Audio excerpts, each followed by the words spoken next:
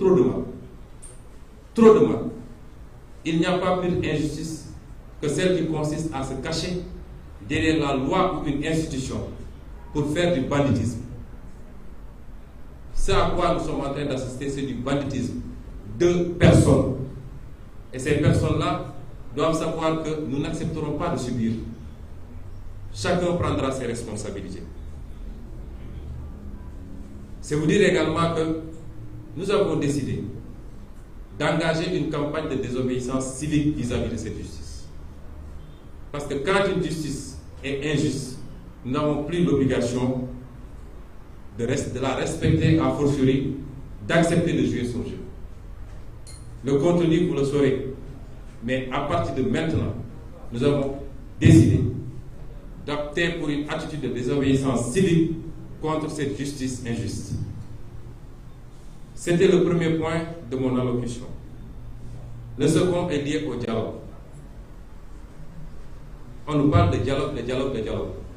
Mais celui qui parle de dialogue lui-même a dit qu'on n'a pas besoin de dialogue. Parce que dans son allocution, il dit qu'il n'y a aucun problème au Sénégal. Qu'il n'y a pas de prisonniers politiques. Que les institutions marchent bien. Que tous les Sénégalais sont heureux. Pourquoi dialoguer? Pourquoi dialoguer? Quand cela le tienne, on lui accorde cela. Mais la première question que je pose, que sont devenues les conclusions des précédents dialogues? Nous ne sommes pas des amnésiques. Il y a le dialogue de 2016 qui s'était conclu le 28 mai 2016. Et Macky Sall avait décrété cette date, journée nationale du dialogue. Le dialogue de 2016. Et ces concertations devaient porter sur des questions d'intérêt national qui impliquaient le pouvoir, les acteurs politiques et la société civile. J'interpelle tout le monde, y compris la société civile, ceux qui s'empressent de dire l'opposition doit accepter la main tendue. C'est ceux-là qui nous avaient dit ça en 2016. C'est ceux-là qui nous avaient dit ça en 2019. Et jamais ils n'ont pu garantir le respect des conclusions. Ce dialogue national qui était survenu 2 mois seulement après une vive polémique. Vous vous rappelez bien, cette polémique était consécutive à la tenue du référendum. Le référendum constitutionnel du 20 mars 2016. Et l'un des principaux points de cette consultation populaire, si vous vous rappelez, visait à réduire immédiatement le mandat présidentiel de 7 ans à 5 ans. Et 62% des Sénégalais avaient voté oui pour la réduction du mandat présidentiel de 7 ans à 5 ans. Macky Sall se retourne pour donner le dossier au Conseil constitutionnel. Et revenu dire, le Conseil constitutionnel a dit non, je ne dois pas diminuer mon mandat. 62% des Sénégalais vous disent, nous sommes d'accord, il faut diminuer. Vous revenez voir le Conseil constitutionnel, qui est une calamité en passant. Vous allez voir le Conseil constitutionnel qui vous dit non, non, non. Les Sénégalais, leur voix n'est pas importante. Moi, Conseil constitutionnel, cette personne, je vous dis que vous ne devez pas réduire votre mandat. D'ailleurs, il n'y avait même pas d'objet à saisir le Conseil constitutionnel dès lors qu'on a consulté le peuple.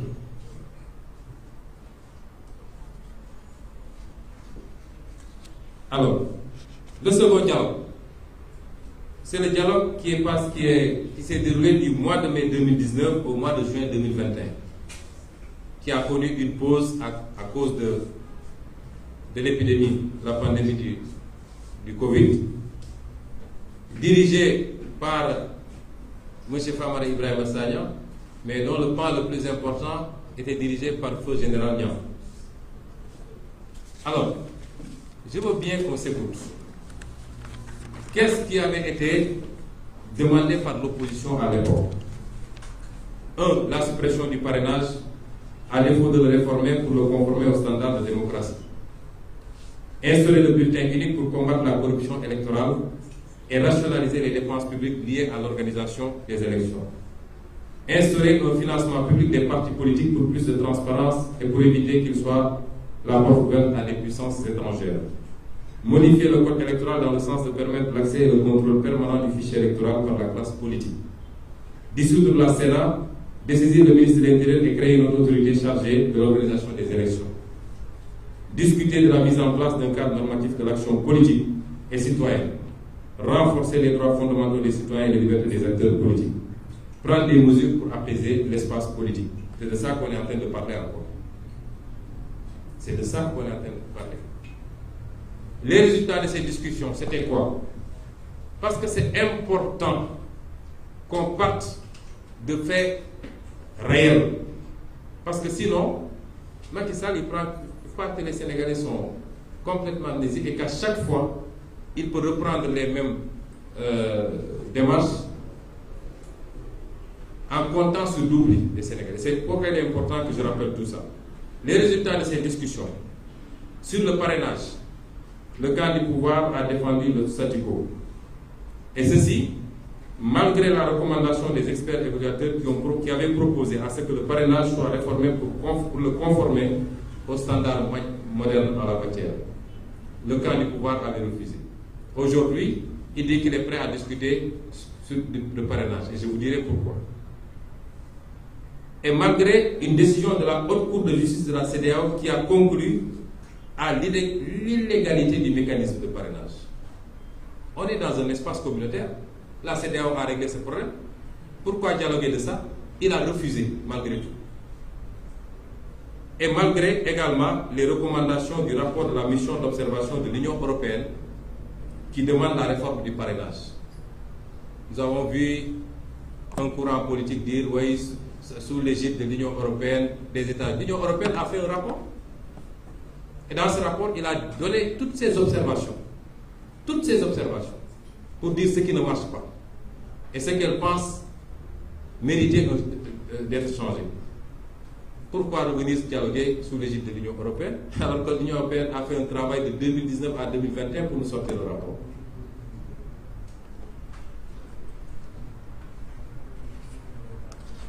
Et deuxième point, sur le bulletin unique, c'était les résultats, je suis en train de vous les dire. Le camp du pouvoir a refusé toute concession. Et pourtant, un compromis avait été obtenu, à savoir son expérimentation lors des élections territoriales de janvier 2022. Le pouvoir a refusé. Sur le financement des partis politiques, un consensus avait été obtenu et un rapport avait été produit précisant les critères qui permettent d'accéder à ce financement. Mais le gouvernement refuse toujours de modifier la loi sur les partis politiques pour appliquer cette réforme. Ça, c'était des acquis signés par toutes les parties. Le gouvernement refuse de les appliquer. Et aujourd'hui, il nous dit revenez, on discute. Sur l'accès et le contrôle du fichier électoral, un consensus avait été trouvé. Le président de la République devait simplement prendre un décret qui organise ce contrôle, mais à ce jour, aucune mesure n'est prise dans ce sens. À ce jour, un accord avait été trouvé. Vous savez, le fichier, c'est une question de programmation. Si Macky Sall continue à être le seul à détenir le fichier, il a une longueur d'avance sur nous tous. Le débat a été posé et un accord avait été trouvé. Il suffisait qu'il devait lui prendre un décret pour le matérialiser. Jusqu'à présent, il refuse de prendre ce décret-là. Or, la transparence et la crédibilité de l'élection présidentielle va se jouer sur ce registre-là. Donc, il n'a pas besoin de dialoguer sur ça. Un dialogue a déjà réglé. Il n'a qu'à prendre le décret. C'est tout. Sur la création d'une autorité indépendante en charge de l'organisation des élections, les représentants du pouvoir ont opposé un niet catégorique aux membres de la commission du dialogue en ce moment. Et ça, c'est une vieille revendication de l'opposition qui date de 2017, qui faisait suite à un constat d'une crise de leadership de la Sénat et l'absence de neutralité du ministre de l'Intérieur. Sur la pénalisation de l'opposition, on appelle ça pénalisation de l'opposition. Le camp du pouvoir n'a même pas voulu en débattre, alors que l'objectif ici était de modifier certaines dispositions du Code de procédure pénale qui rendent automatique le mandat de dépôt en cas d'inculpation pour offense au chef de l'État, par exemple, entre autres. Voyez tout ce qu'on arrête là. Il suffit de citer l'intervalle article 80, je ne sais pas jusqu'à quel article, et le juge d'instruction dit que je suis lié. Il n'est pas lié, c'est faux. Aucun juge d'instruction n'est lié. Mais c'est ça qu'ils utilisent pour prendre les gens et les mettre en prison. sur des bases farfelues. Ça a déjà fait l'objet de dialogue. Et Macky Sall a dit niet. Sur la pacification de l'espace politique, le camp du pouvoir avait opposé un niet catégorique, prétextant que les acteurs n'étaient pas au-dessus de la loi, et ceci, nonobstant la rédaction, sur proposition du général Niang, d'une recommandation spéciale envoyée au chef de l'État pour amender les articles 29 et 30.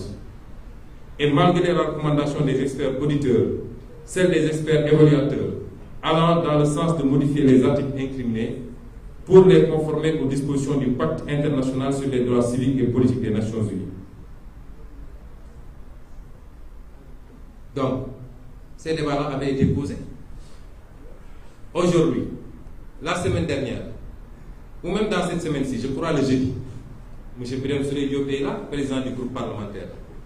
Une proposition de loi avait été déposée sur la table de l'Assemblée nationale depuis longtemps pour la modification des articles L 29 et L 30, qui aurait réglé tous les problèmes d'éligibilité. La majorité mécanique de la coalition Benno Bokk Yakaar au sein du bureau de l'Assemblée nationale, c'est-à-dire 9 sur 7, a rejeté. Ils ne l'ont pas présenté. D'accord. Donc je dis, la meilleure manière de régler ces questions-là, on nous parle de loi d'amnistie.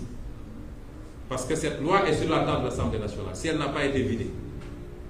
La meilleure manière de régler cette question-là, c'est de faire voter ces dispositions qui ne créent pas d'immunité pour qui que ce soit.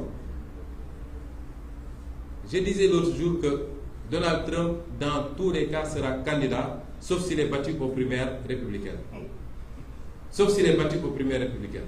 Pourtant, il y a combien de procédures contre lui actuellement? Il y a ici qu'on dit, si Birame Souleye dit que on est au mois de Ramadan, j'ai surpris Ousmane Sonko dans un restaurant, Ousmane Sonko porte plainte, on dit Birame Souleye ne peut plus être candidat à une élection présidentielle. C'est quoi ça? Et Macky Sall, avec Ismaïla Madior Fall, vient inscrire ça dans notre code 2017. Et nous l'acceptons. C'est-à-dire aujourd'hui, même pour avoir tamponné un chat sans le faire attention, vous ne serez pas candidat à l'élection présidentielle. Pendant ce temps, des gens qui ont volé des milliards ici sont en train de traîner comme ils veulent et peuvent être candidats à une élection présidentielle. Toujours sous ce registre.